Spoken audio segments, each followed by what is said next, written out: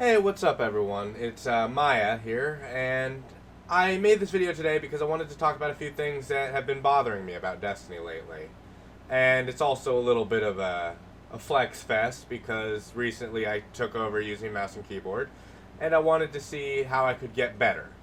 And this is about 2 to 3 months in, and I feel like I'm doing better. I'm not sure. Any criticisms about playstyle choices I make, please give them to me because I like criticism. It makes me understand other points of view. But without further ado, let's get into why I'm having a little bit of an issue with the game. It's mostly surrounding some perks, stasis, and then chaos reach, which, if you've seen me in the Crucible, you know I use. Alright, so let's move on to the perks. Anyway, the first perk I wanted to talk to you today about was Thresh.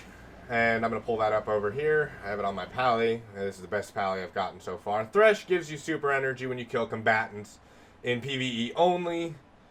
The other perk I want to talk about is Celerity. Gives you a bunch of bonuses when you're the last one on your team alive. Next is Unrelenting. A boost of health whenever you get a chain of kills.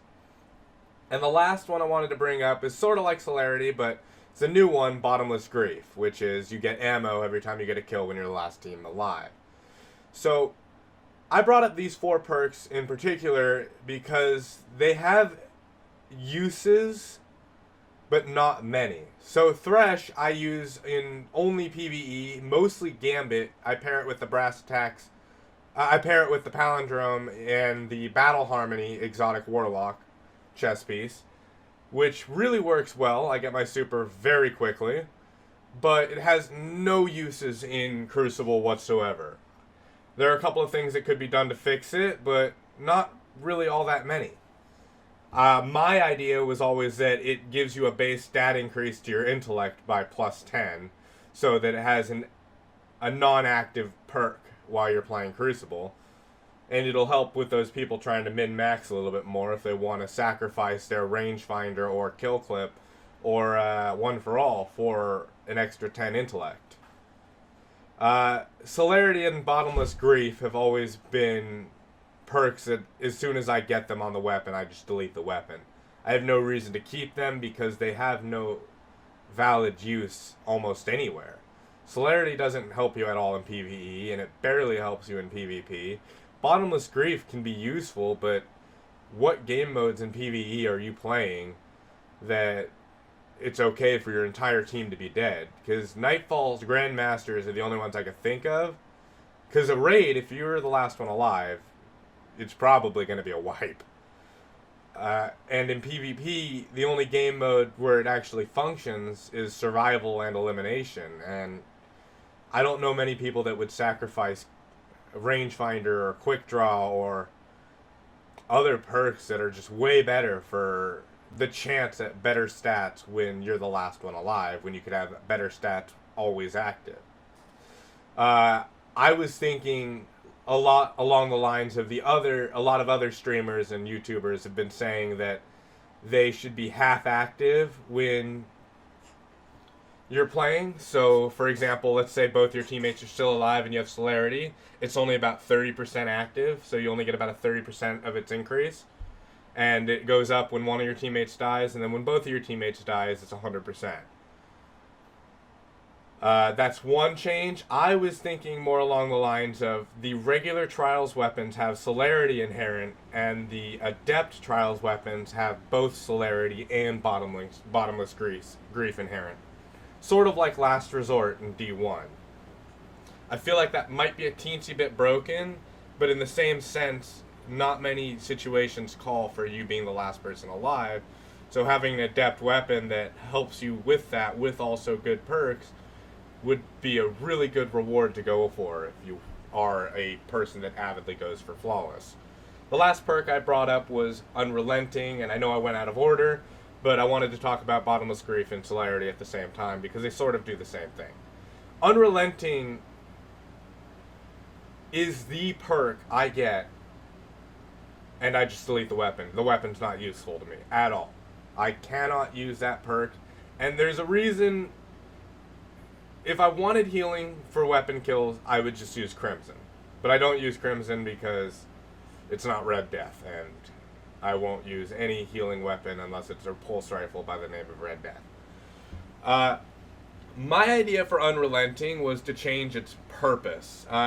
Currently, right now, in PvE, its purpose is sustainability, hoping you survive, helping you survive, kill 2 dregs and you get your health back.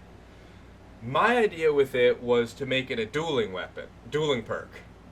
For example, let's say you have 2 players both using Palindrome. One has a good Palindrome with Rangefinder on it, and the other player has Unrelenting. Let's say the first player with the Rangefinder hits second, and the player with the Unrelenting hits first. Because of this game's tick rate at 40, we typically see a lot of trades when we're using the same RPM, the same weapon. It just happens. Unrelenting could be used as a counter to that.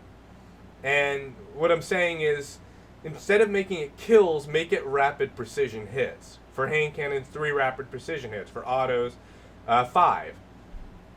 So that in the event that you're dueling someone with the same hand cannon and you hit those 3 rapid hits, the tick rate won't screw you over with a trade, because you'll get that burst of healing on that 3rd precision hit, and you'll be able to survive their 3rd precision hit. Just a thing to think about with dueling and all that. I think it'd make Relentless a little bit more of a viable perk. As far as stasis goes, my complaints are pretty much the same as everyone else's. Dustfield got a buff for no reason, and its pulling range is ridiculous. But the Hunter Shuriken knives, I don't know why those got buffed. Those should not have gotten buffed. They now do 91 to the body, regardless if you hit the head or not. There's no headshot hitbox anymore for them. You just hit 90, so if you hit 2, you kill the person because of the stasis shatter damage. So that was just an unnecessary buff when stasis has already proven itself to be king.